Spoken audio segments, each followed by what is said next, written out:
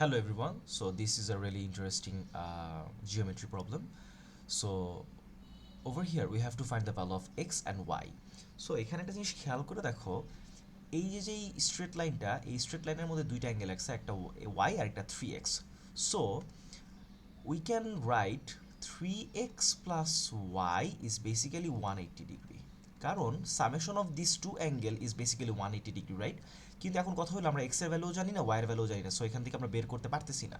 So এই ইকুয়েশনটা আমরা একটু পাশে রাখি। এবার একটা জিনিস খেয়াল করো, এই পার্টিকুলার ট্রায়াঙ্গেলের এই সাইডটাকে আমরা কি করছি, এক্সটেন্ড করছি।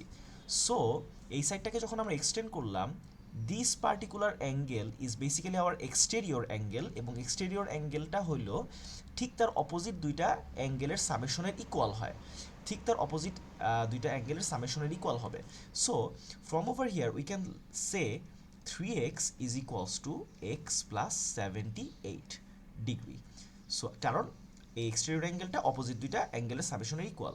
সো ফ্রম ওভার হিয়ার এক্সটাকে যদি আমরা এই পাশে নিয়ে আসি, so it will be minus, so 3x minus x is equals to 78 degree. So twice x is equals to 78 degree.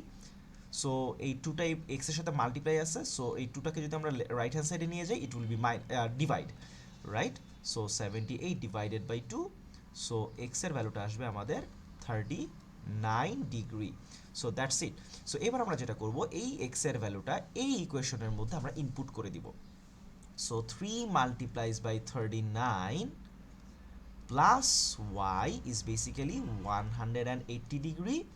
So this is 117 plus y is equals to 180 degree. So 117 টাকে যদি আমরা ওই পাশে নিয়ে যাই, it will be minus. So y equals to 180 minus 117. So from over here we can find the y is equals to 63.